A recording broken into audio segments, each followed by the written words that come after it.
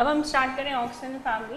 और auxin family जिसको हम ले रहे हैं उसके जो मेन मेंबर्स हैं उनमें है ऑक्सिन, सल्फर, सेलेनियम, टेलुरियम और ये पोलोनियम जो कि एक रेडियो एक्टिव एलिमेंट होता है। ऑक्सिन फैमिली को लेकर ग्रुप नंबर की बात करें तो बोरॉन, कार्बन, नाइट्रोजन, ऑक्सीजन। अगर आप बात करते हैं अरेबिक नंबर वाइज तो 13, 14, 15 और 16 ग्रुप नंबर इसको आपको मिलता है। और यदि आप रोमन लेटर में बात करें तो आप ऐसे 6th एक नंबर दे सकते हैं, रिप्रेजेंटेटिव एलिमेंट होता है। ये जो नंबर है वो इसके इलेक्ट्रॉनिक कॉन्फ़िगरेशन से भी रिलेटेड है। इसके आउटर मोस्ट शेल में 6 इलेक्ट्रॉन होते हैं और पहले भी मैंने बात की है कि अरेबिक नंबर में आपको आउटर मोस्ट शेल के इलेक्ट्रॉन निकालने के लिए ग्रुप नंबर में से 10 माइनस करना पड़ेगा, जबकि रोमन लेटर में जो कि ग्रुप नंबर है वही आउटर मोस्ट शेल को भी रिप्रेजेंट कर रहा है। इस फैमिली को चाल्कोजन फैमिली के नाम से जाना जाता है। तो हम पहले ये बात करना चाहते हैं कि इन्हें चाल्कोजन क्यों कहा जाता है। चाल्कोजन से ग्रीक वर्ड है जिसका मतलब है ब्रास।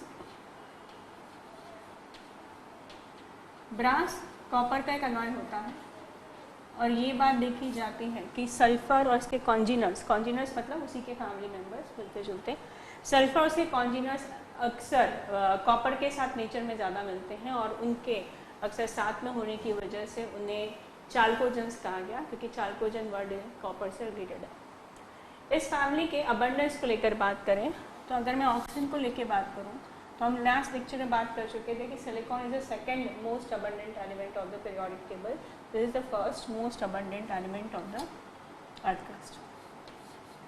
मोस्ट अबंडेंट इन अर्थ क्रस्ट।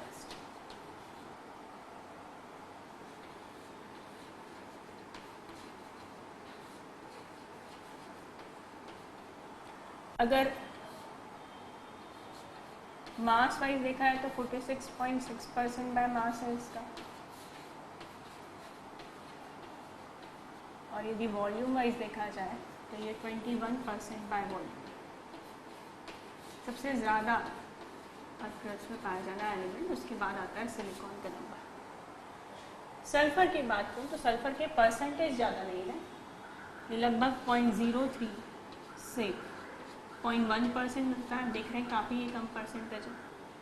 इसके सोर्सेज की बात करूँ तो काफ़ी, जैसे कुछ इंपॉर्टेंट कंपाउंड बता रही हूँ मैं इसके, जिनमें पहला नाम आता है जिप्सम,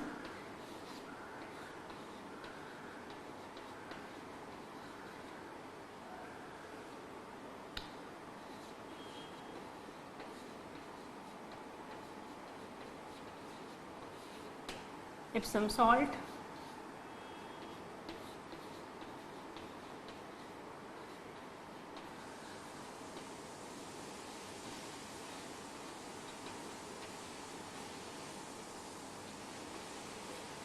बेराइट,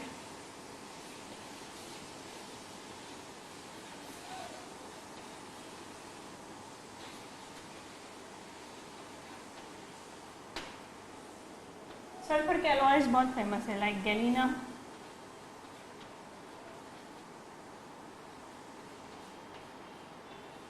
जिंक ब्लैंक,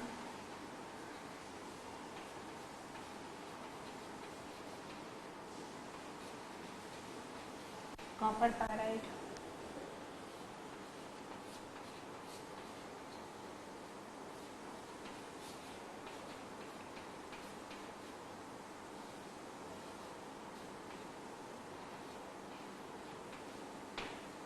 ये मेनली कॉपर का हो रहा है, मेटलर्जी में इसके बारे में जिक्र होता है। इसके अलावा वॉल्केनिक इरप्शन में जो H2S गैस रिलीज होती है वो भी सल्फर का सोर्स है।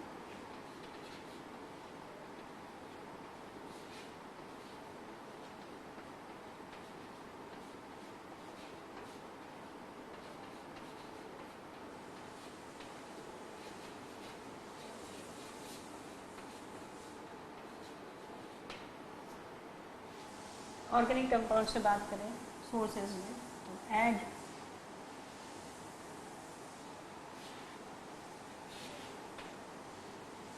ओनियन,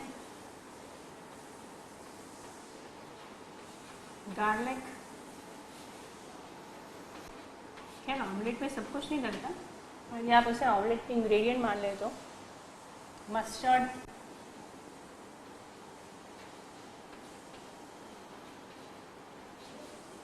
वूल, हेयर। सल्फर हमारा परसेंटेज वाइज बात बहुत कम है, पर सबसे ज़्यादा कंपाउंड जो डिस्कस हो रहे हैं वो सल्फर के ही हो रहे हैं। इसके बाद आता है सेलेनियम, टेलुरियम विथ सल्फर।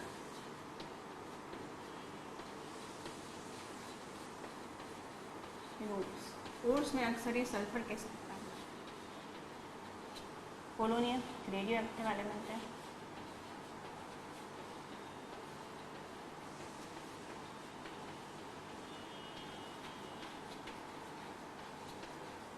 इसकी half life 13.8 days. Half life वो समय होता है जिसमें ये आधे हो जाते हैं, कि हम सभी जानते हैं कि रेडियो एक्टिव एलिमेंट्स रखे ऐसे डिसइंटीग्रेट होता है, तो वह टाइम ड्यूरेशन जिसमें वो आधे हो जाए उसे इसकी हाफ लाइफ कहता है। यहीं पर अगर हम इसके नेचर की बात करें तो यहाँ ये जो दोनों नॉन मेटल हैं,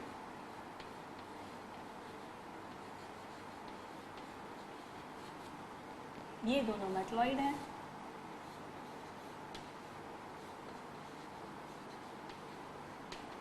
और लेड और मेटल अक्सर लेते नहीं हैं रेडियो एक्टिव एलिमेंट्स को।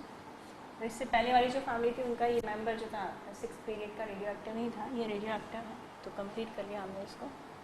ये एक और खासियत है इसकी, वो है कि ये डायटोमिक फॉर्म में मिलता है, वही आप कार्बन फैमिली से कोरिलेट कर सकते हैं, नाइट्रोजन फैमिली से, वो खुद से जुड़ सकता है पाई बॉन्ड के थ्रू, इसलिए वो डायटोमिक है।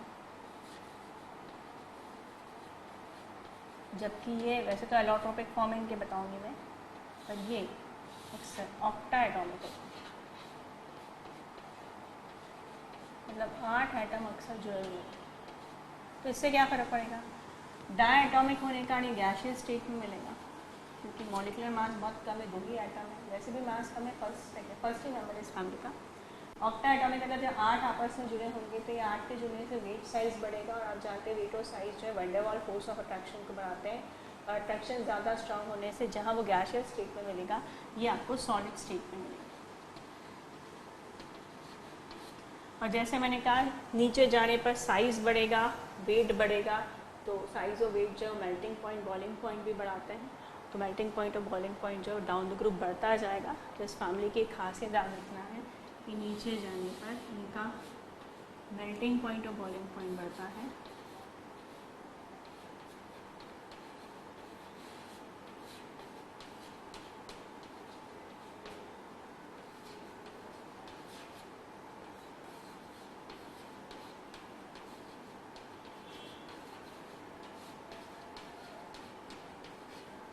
क्योंकि साइज और वेट बढ़ने के साथ van der Waal force of attraction बढ़ता है।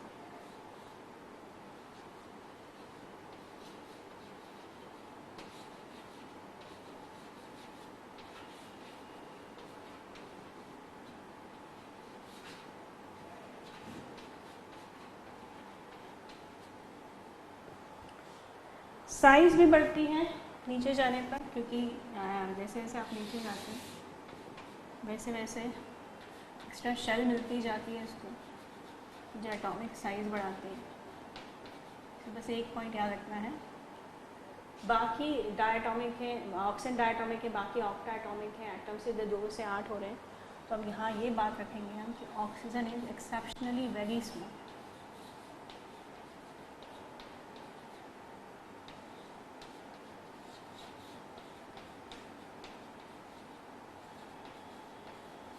हमने जितनी उम्मीद नहीं की उससे वो ज़्यादा छोटी। राइट साइड में अगर पीरियोडिक टेबल हम जानते हैं राइट साइड के एलिमेंट वैसे ही छोटे होते हैं, तो छोटा है, शेल ज़्यादा नहीं है, राइट साइड में होने का छोटा है, साइज़ ज़्यादा नहीं, शेल ज़्यादा नहीं, 2 ही उसके पास में है जिनमें इलेक्ट्रॉन है, न्यूक्लियस में प्रोटॉन बढ़ चुके हैं, न्यूक्लियर चार्ज, सारे फैक्टर्स की जो साइज़ है बहुत ज़्यादा छोटी कर देते हैं, जितनी उम्मीद नहीं होती उससे ज़्यादा छोटी हो जाती है इसकी साइज़। एटॉमिक साइज़ के बाद नेक्स्ट बात करेंगे इलेक्ट्रो नेगेटिविटी की। तो आप देख रहे हैं मैंने जहाँ ऊपर 2 वालों को नॉन मेटल का है जो इलेक्ट्रोनेगेटिव माने जाते हैं, नॉन मेटल, फिर मेटलॉइड है जिनमें पॉजिटिव कैरेक्टर ज़्यादा होता है, और मेटल्स तो होते ही पॉजिटिव है। तो ऊपर वाला नेगेटिव है, लास्ट वाला पॉजिटिव है, मतलब नीचे आने पे इलेक्ट्रोनेगेटिव कैरेक्टर कम हो रहा है। This is decreasing down the group. तो ये जो है वो इलेक्ट्रोनेगेटिव है, जबकि ये जो नीचे वाले मेटल हैं they are electro positive.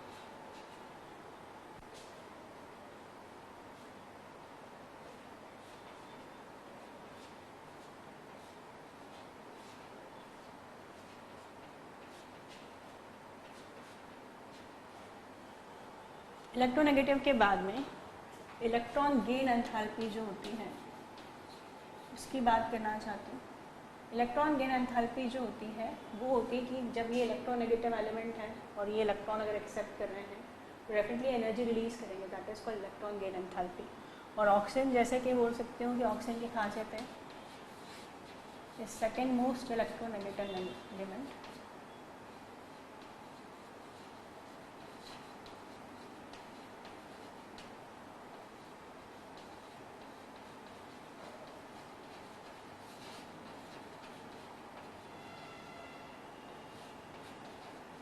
After fluorine, fluorine के बाद में इसकी इलेक्ट्रॉन लेने की कैपेसिटी सबसे ज़्यादा है और सेकेंड मोस्ट इलेक्ट्रोनेगेटिव एलिमेंट होने के कारण हम जानते हैं कि इसको इलेक्ट्रॉन लेने की टेंडेंसी बहुत ज़्यादा है और जिसकी रिक्वायरमेंट ज़्यादा होती है वो डेफिनेटली ज़्यादा एनर्जी रिलीज़ करता है। तो हम ये उम्मीद करते हैं कि ऑक्सीजन मोस्ट इलेक्ट्रोनेगेटिव सबसे ज़्यादा एनर्जी रिलीज़ करेगा। कंपैरिजन वाइज सीधे लास्ट एलिमेंट में पहुँचे मेटल है वो, उसकी टेंडेंसी नहीं है इलेक्ट्रॉन एक्सेप्ट करने की। तो आप ये उम्मीद मत कीजिए कि जब आप इलेक्ट्रॉन देंगे तो उसको एनर्जी ज़्यादा रिलीज़ करने मिलेगी। तो down the group electron definitely decreases. Exactly agree कि डाउन द ग्रुप डिक्रीजेस होती हैं, मगर मैं ये एरो ऑक्सीजन से स्टार्ट में करके सल्फर पर लेके जा रही हूँ क्योंकि सल्फर की इलेक्ट्रॉन गेन एंथैल्पी मैक्सिमम होती है। ये है इलेक्ट्रॉन गेन एंथैल्पी।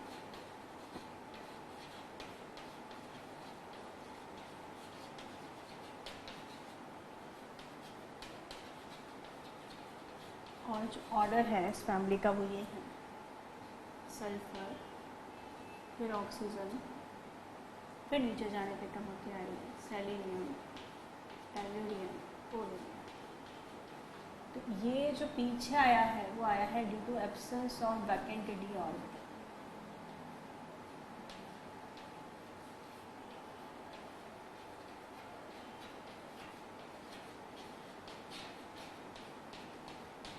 क्योंकि उसमें डी ऑर्बिटल नहीं है तो उसकी टेंडेंसी अट्रैक्ट करने की तो ज़्यादा है। इलेक्ट्रोनेगेटिविटी और इलेक्ट्रॉन गेन एंथैल्पी में फ़र्क समझिए।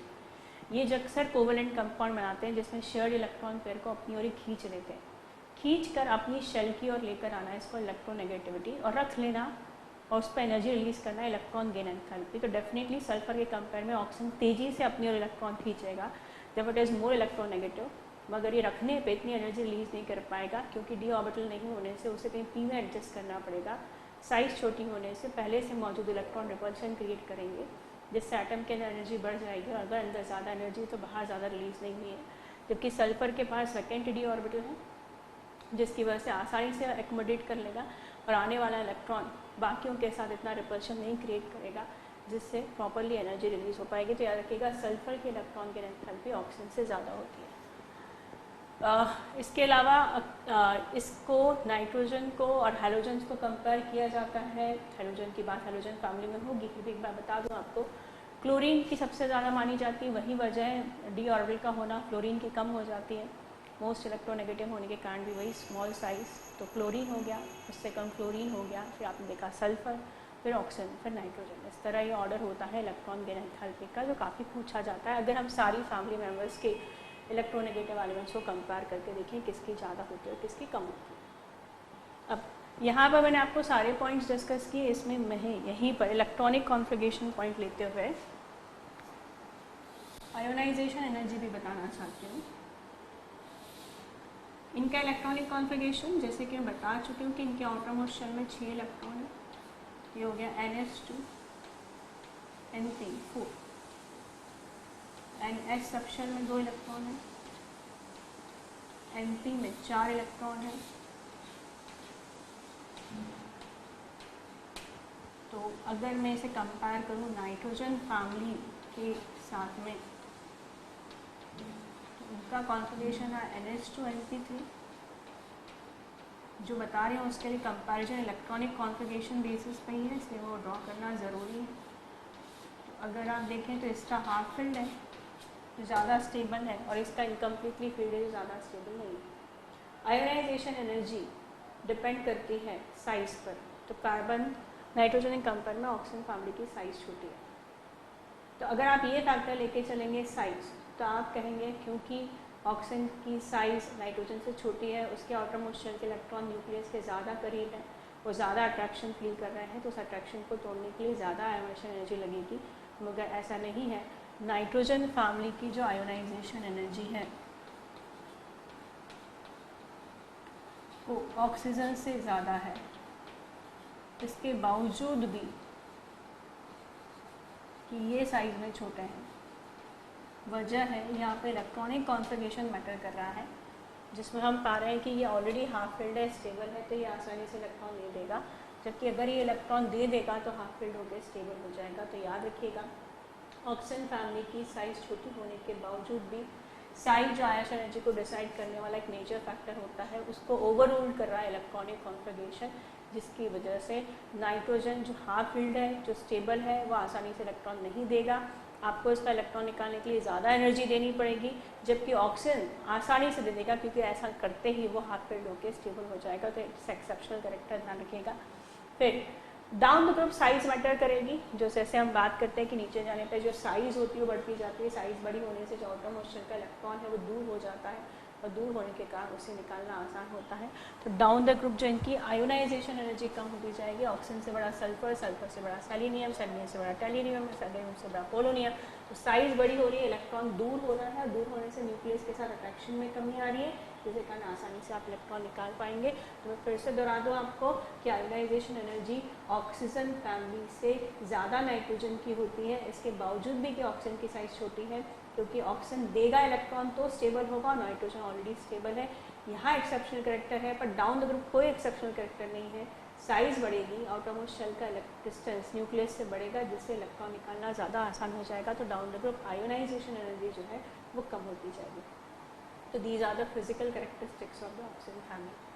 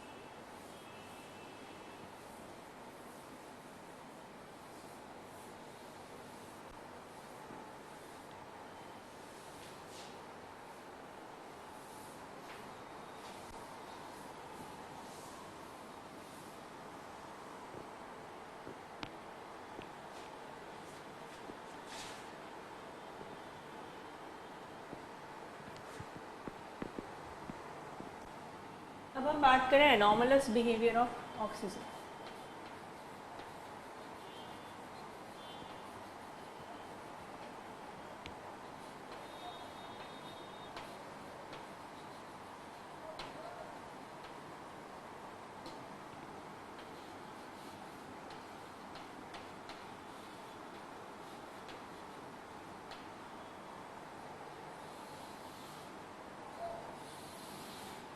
जैसा कि बाकी फैमिलीज में होता है ऐसा यहाँ भी होता है। ऑक्सीजन जो कि पहला एलिमेंट है अपने ग्रुप का, उसकी कुछ प्रॉपर्टी वैरी करती हैं बाकी एलिमेंट के कंपेयर में, उसके सल्फर, सेलेनियम, टेल्यूरियम, पोलोनियम के साथ में। वजह वही है जो पहले बात की है। रीजंस में एक आता है स्मॉल साइज। अभी हम देखा है इसकी साइज एक्सपेक्टेशन से बहुत छोटी है। स्मॉल साइज, सेकेंड जो वजह होती है इसकी high electronegativity. Second most electronegative element है, ये याद रखेगा, हाई इलेक्ट्रोनेगेटिविटी। साइज छोटी है, इलेक्ट्रोनेगेटिविटी ज़्यादा है। हाँ, बाकी फैमिली मेम्बर से कंपेयर में डेफिनेटली आयोनाइजेशन एनर्जी भी ज़्यादा है, high ionisation energy.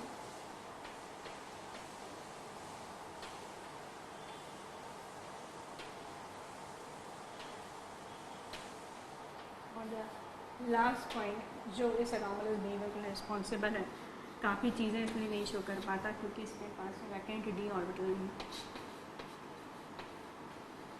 Second period का मेंबर है और सेकेंड पीरियड के मेंबर के पास 2D नहीं होता डायमेंशन।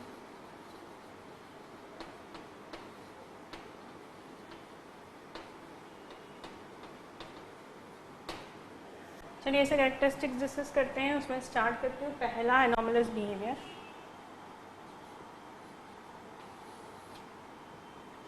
पहला एनॉमलस यही है कि डायटोमिक होने के कारण जहाँ ये गैस है बाकी सब ऑक्टा एटॉमिक है, 8 एटम है उनमें, 8 एटम जो है उनका साइज बढ़ा देंगे, वेट बढ़ा देंगे, जिससे van der Waals force of attraction बढ़ेगा जो उनके फिजिकल स्टेट को गैसियस स्टेट में सॉलिड स्टेट में ले जाएगा।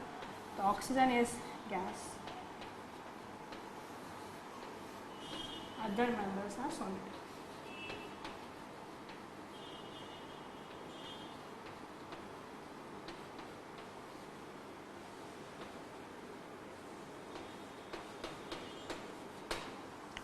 सेकेंड पॉइंट जो अभी मैंने कहा, ऑक्सीजन अकेला है जो डायटोमिक है, बाकी सब ऑक्टा एटॉमिक है।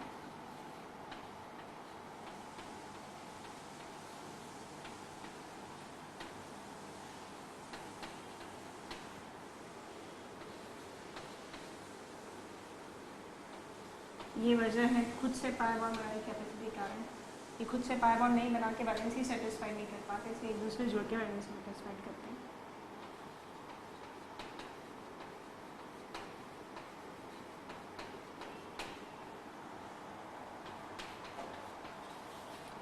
ये टिपिकल नॉन मेटल है जबकि बाकी सब मेटलॉइड्स मेटल हैं। खैर सल्फर भी नॉन मेटल की कैटेगरी में ही आता है, इसलिए अकेला ये नहीं है जो नॉन मेटल है, सल्फर भी नॉन मेटल है। फिर भी जहाँ तक एनॉमलस बिहेवियर की बात कर रही हूँ तो मैक्सिमम फैमिली मेम्बर जहाँ मैटलिक नेचर कैरी कर रहे हैं, ये नॉन मैटलिक नेचर कैरी कर रहा है। तो oxygen is non metal.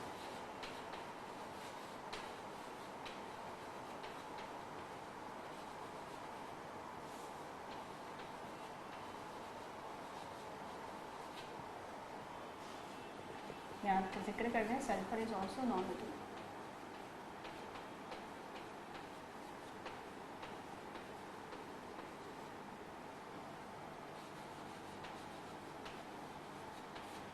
Other are metals, other are having metallic nature, क्योंकि उसमें मेटलाइट्स भी शामिल हैं।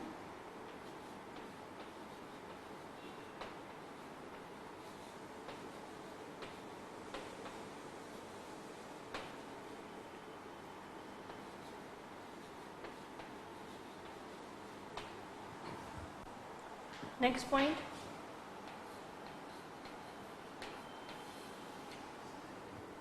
ऑक्सीडेशन स्टेट की बात करें जिसमें आगे भी बात होगी कि ऑक्सीजन एक सेकेंड मोस्ट इलेक्ट्रोनेगेटिव एलिमेंट है। इसके इलेक्ट्रॉनिक कॉन्फ़िगरेशन देखा, आउटर मोस्ट शेल में 6 इलेक्ट्रॉन है।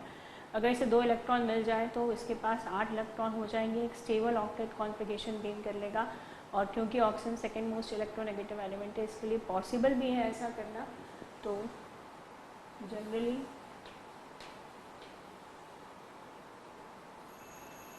Show -2 oxidation state, while other members prefer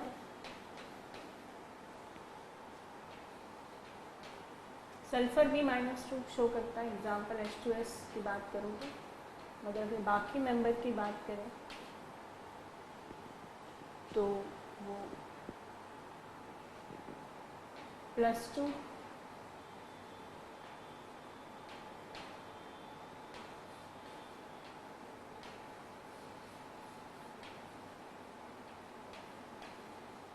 +4 and +6 oxidation ये प्रिफर करते हैं। Next point, nature of compound. ये जो किसी और के साथ जुड़कर कंपाउंड बनाते हैं, उसमें ऑक्सीजन क्योंकि इलेक्ट्रोनेगेटिव एलिमेंट है सेकेंड मोस्ट, ये उसकी मदद करता है और वो आयनिक कंपाउंड ही बनाता है। वो कोवलेंट कंपाउंड तो बनाता है, CO2 में कोवलेंट कंपाउंड है, पर सोडियम ऑक्साइड एक आयनिक कंपाउंड है, तो it form both ionic as well as covalent compound. Oxygen बनाता है both ionic as well as covalent compound.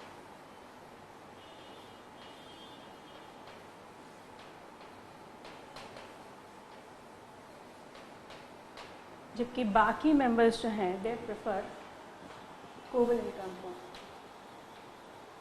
जितनी हायर ऑक्सीडेशन स्टेट उसमें दिख रही है आपको, उसमें आप पोलराइजेशन इफेक्ट मान लें, जिससे कारण न्यूक्लियर चार्ज के कारण पोलराइज कर लेंगे इलेक्ट्रॉन्स एंड आयंस की, तो कोवलेंट नेचर आ जाएगा। और दूसरा 4 और 6 इतने इलेक्ट्रॉन निकालना पॉसिबल नहीं है, आयोनाइजेशन एनर्जी बहुत ज़्यादा हो जाएगी, जिसकी वजह से वो शेयरिंग करना प्रेफर करते हैं instead of removal of electron, क्योंकि अक्सर 4 और 6 में ज़्यादा दिखते हैं वो, इसलिए दे प्रेफर कोवलेंट।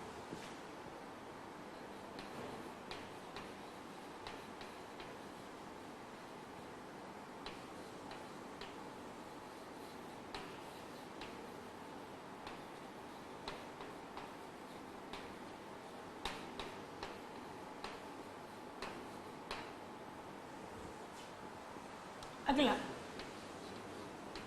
जो कैरेक्टरिस्टिक्स है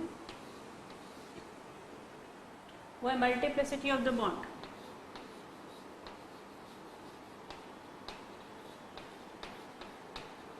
एक से ज़्यादा बॉन्ड बनाने की कैपेसिटी या फिर पाई बॉन्ड बनाने की कैपेसिटी, तो ये ऑक्सीजन में ही देखने के लिए मिलती है। Oxygen due to small size can show sideways overlapping. जिनके साइज छोटे होते हैं इनकी एनर्जी डिफरेंस ज़्यादा नहीं होने का, 2p और 2p के बीच में एनर्जी डिफरेंस ज़्यादा नहीं होगा, तो जो दो अनपेयर्ड इलेक्ट्रॉन है वो शेयरिंग के थ्रू साइडवाइज ओवरलैपिंग से सेटिस्फाइड हो सकते हैं। साइज़ बढ़ेगी उसके कारण ओवरलैपिंग में दिक्कत आती है, साइडवाइज ओवरलैपिंग वैसे ही बहुत एफिशिएंट नहीं होती। इसी तरह का रीजन हमने नाइट्रोजन और कार्बन में कहा था, जैसे पहला मेंबर अपनी छोटी साइज के कारण आसानी से पाई बॉन्ड बना पा रहा है पर बाकी नहीं बना पा रहे। कैन शो साइडवाइज ओवरलैपिंग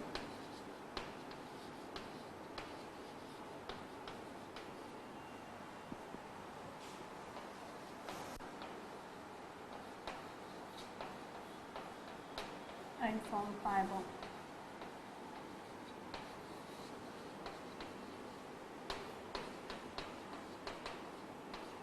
वो ना सिर्फ खुद से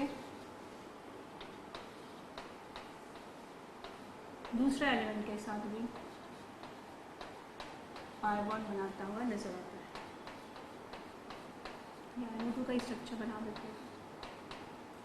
other members having a big size like sulphur की बात करें 3p बहुत ज़्यादा एनर्जी डिफरेंस हो जाएगा। मैंने कहा साइड वाइज ओवरलैपिंग इतनी एफिशिएंट नहीं होती, केमिकल बॉन्डिंग में पढ़ चुके हैं कि वो हेड ऑन होती है सिग्मा तो आसानी से हो जाती है। साइड वाइज इतनी दूर से अगर साइज़ छोटी होगी तो वो आसानी से ओवरलैप हो पाएंगे, बड़ी होगी दूर हो जाएंगे तो फिर आसानी से ओवरलैपिंग नहीं होगी। तो other members can not show this type of bonding. Magnetic nature, next point,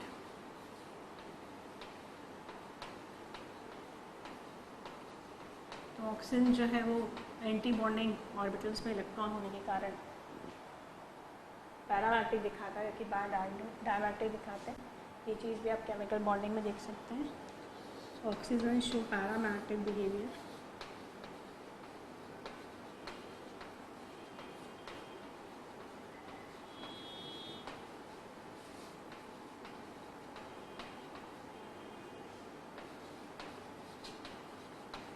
By others show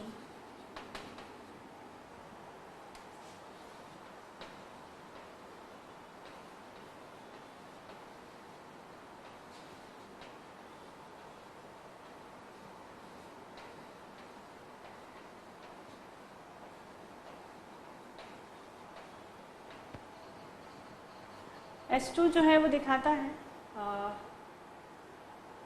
paramagnetic nature about 1000 kelvin. जब नैनोटॉप्स ऑफ ऑक्सीजन पढ़ेंगे, सल्फर पढ़ेंगे तब बात करेंगे, पर जनरली ऑक्सीजन डायमैग्नेटिक है, बाकी सब पैरामैग्नेटिक है। हाइड्रोजन बॉन्डिंग जो एक नेक्स्ट चीज़ है मैं डिस्कस करना चाहती हूँ. Oxygen being very electronegative, being small size,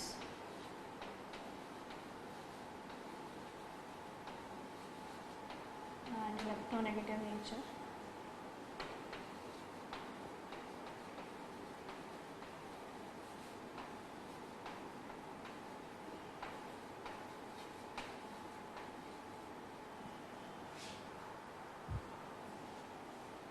Can show hydrogen bond.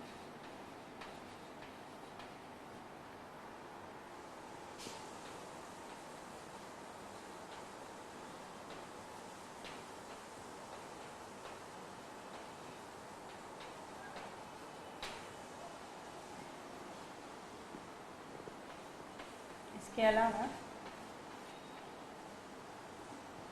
Oxygen अपनी वैलेंसी 4 से ज़्यादा नहीं कर सकता. वैलेंसी मतलब होता है नंबर ऑफ बॉन्ड, और बॉन्ड जो है वीबी की थ्योरी के अनुसार शेल की मदद से बनते हैं, सब शेल. इसके पास एक एस सब शेल है, 3 पी सब शेल है, कुल मिला के 4 सब शेल है. और एक सब शेल के थ्रू ओवरलैपिंग के द्वारा एक ही बॉन्ड बन सकता है, जिससे कहा इसकी वैलेंसी 4 ही हो सकती है, जबकि बाकी मेंबर 6 तक शो कर पाते हैं क्योंकि उनके पास सेकेंडरी ऑर्बिटल है. Maximum covalency of oxygen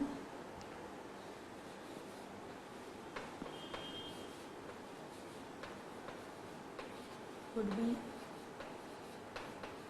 4 due to absence of secondary orbital.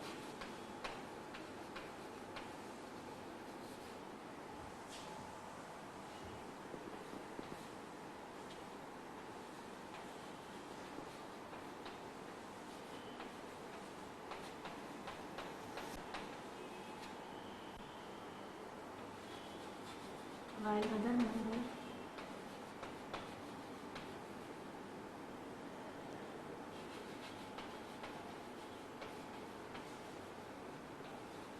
can show it up to